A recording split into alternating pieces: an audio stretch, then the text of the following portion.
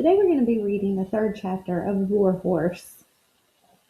This is my notebook page, and you can see that I've labeled it with the title War Horse, Chapter 3, pages 17 through 22, and I've given you a hint that this chapter is going to lend itself to the strategy of character pressures. So we're going to listen for different pressures that various characters may be under as we read. Chapter 3. Gradually during the last summer on the farm, so gradually that I had hardly noticed it, Albert had begun riding me out over the farm to check the sheep. Old Zoe would follow along behind, and I would stop every now and then to be sure she was still with us. I don't even remember the first time he put a saddle on me, but at some time he must have done so, because by the time war was declared that summer, Albert was riding me out to the sheep each morning and almost every evening after his work. I came to know every road in the parish, which is kind of like a small town, every whispering oak tree, and every banging gate. We would splash through the stream under Innocents Grove and thunder up Ferny Pierce beyond. With Albert riding me, there was no hanging on the reins, no jerking on the bit in my mouth. Just a gentle squeeze with the knees and a touch with his heels was enough to tell me what he wanted of me. So that sentence lets you see that there's a special bond between them. And I think we've mentioned before that we're tracking the motif of friendship. So this would be some evidence that they're pretty good friends. I think you could have ridden me even without that. So well we'd come to understand each other. Whenever he was not talking to me, he would whistle or sing all the time, and that seemed somehow just to reassure me. The war hardly touched us on the farm to start with.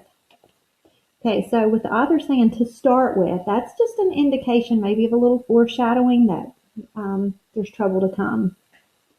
With more straw to turn and stack for the winter, old Zoe and I were led out every morning early into the fields to work. To our great relief, Albert had now taken over most of the horse work on the farm, leaving his father to see to the pigs and the cattle, to check the sheep, and to mend fences and dig the ditches around the farm, so that we scarcely saw him for more than a few minutes each day.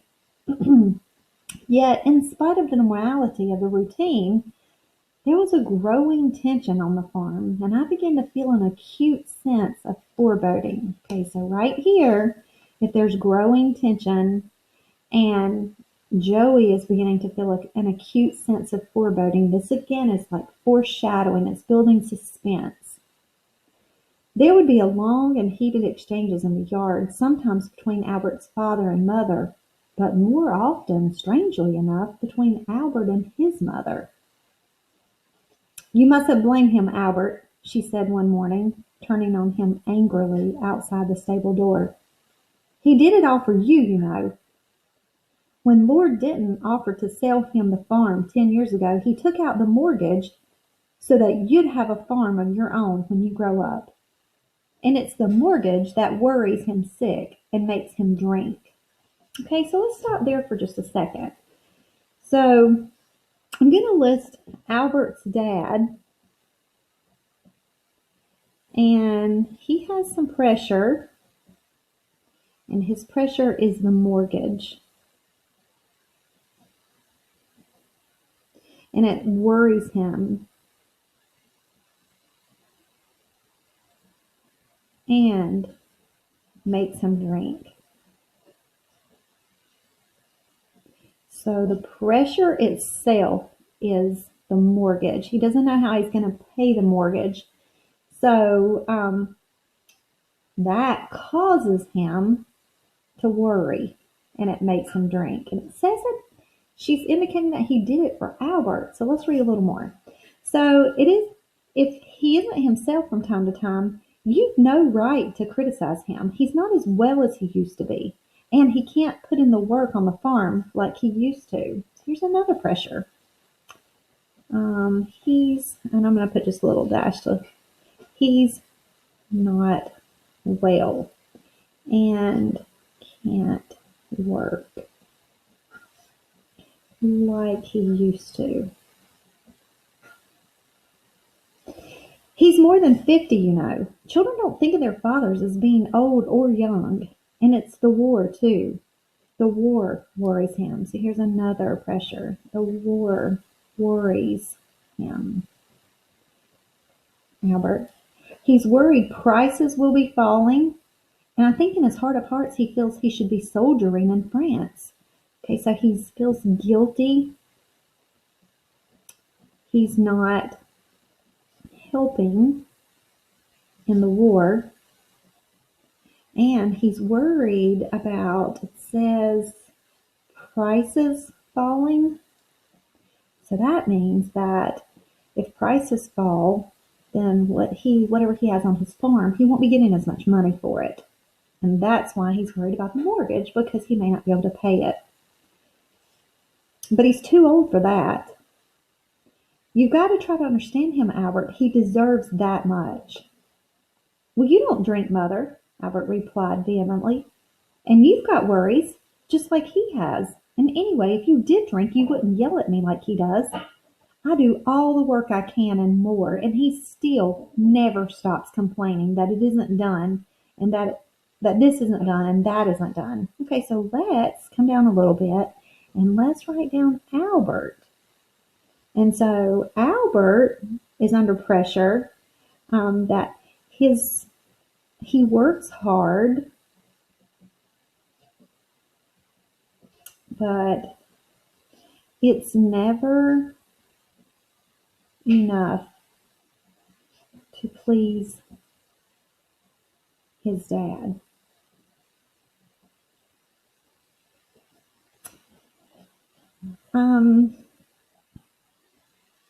His dad never stops complaining. He complains every time I take Joey out in the evening. He doesn't even want me to go off bell ringing once a week. It's not reasonable, Mother. So his dad is very, he's controlled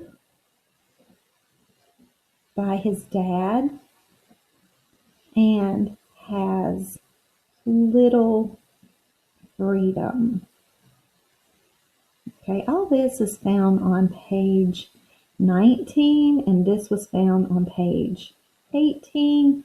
It's good to document that just in case you need to go back for some reason.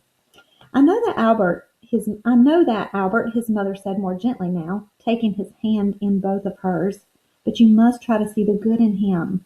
He's a good man, he really is. You remember him that way too, don't you? Yes, Mother, I remember him like that, Albert acknowledged, but if only he wouldn't keep complaining about Joey like he does. After all, Joey works for his living now, and he has to have time off to enjoy himself just like I do. Of course, dear, she said, taking his elbow and walking him up toward the farmhouse, but you know how he feels about Joey, don't you? He bought him out of spite and has regretted it ever since, so there's another pressure. Joey is a pressure for his father. Now, here's what I'm going to do. I'm going to continue to read, but I'm not going to give you any more information for the notebook page because I want you to see what you can find. So make sure you have some notes, and you can copy the notes that you've seen me write, and then you can add to it for the rest of the chapter. He bought him out of spite, and he's regretted it ever since. As he says, he really only needed one horse for the farm work, and that horse of yours eats money. So Joey's costing him money. That's what worries him. Farmers and horses is always the same. My father was like that too, but he'll come around if you're kind to him. I know he will. But Albert and his father scarcely spoke to each other anymore these days, and Albert's mother was used more and more by both as a go-between, as a negotiator. This has got to be stressful for her. She's trying to get them to get along, so that could be pressure for her.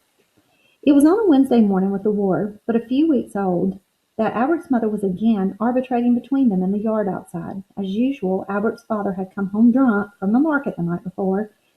He said he had forgotten to take back the saddle board they had borrowed to mate with the sows and gilts.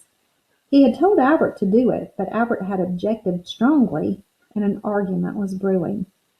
Albert's father said that He had business to attend, and Albert maintained that he had stables to clean out. "Won't take you but half an hour, dear, to drive the boar back down the valley to Ferguson," Albert's mother said swiftly, trying to soften the inevitable. She knew Albert could get in trouble if he didn't do what his daddy wanted him to do. "All right, then," Albert conceded, as he always did when his mother intervened, for he hated to upset her. "I'll do it for you, Mother." So there again, that is showing friendship between him and his mother. He doesn't want to upset his mother. And so if we're tracking the motif of friendship, we're seeing this over and over. "But only on condition I can take Joey out this evening. I want to hunt with him this winter. I have to get him fit." Albert's father stayed silent and then slipped. And I noticed then that he was looking straight at me. All right, so this sounds like this could be some type of foreshadowing also. Albert turned, patted me gently on the nose, picked up a stick from the pile of tinder by the woodshed, and made his way down toward the piggery. A few minutes later, I saw him driving the great black and white boar out down the farm track toward the road. I called out after him, but he didn't turn around. Now, if Albert's father came into the stable at all, it was always to lead out old Zoe. He left me alone these days. He would throw a saddle on to Zoe in the yard and ride out into the hills above the farmhouse to check the sheep. So it was nothing special when he came into the stable that morning and led Zoe out, but when he came back into the stable afterward and began to sweet-talk me, and he held out a bucket of sweet-smelling oats, I was immediately suspicious. But the oats and my own inquisitiveness overcame my better judgment, and he was able to slip a halter over my head before I could pull away. His voice, however, was unusually gentle and kind as he tightened the halter and reached out slowly to stroke my neck. "You'll be all right, old son," he said softly. "You'll be all right. They'll look after you." This doesn't sound good. They promised they would, and I need the money, Joey. I need the money bad.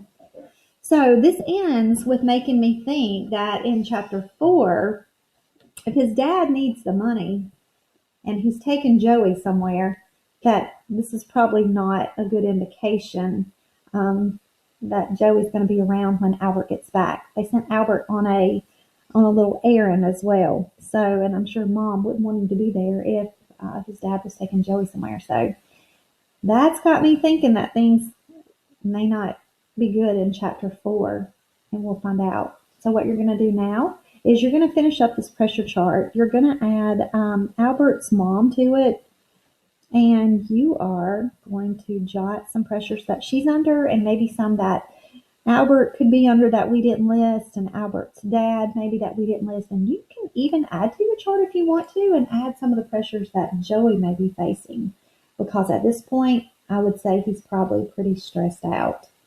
Have fun doing your work.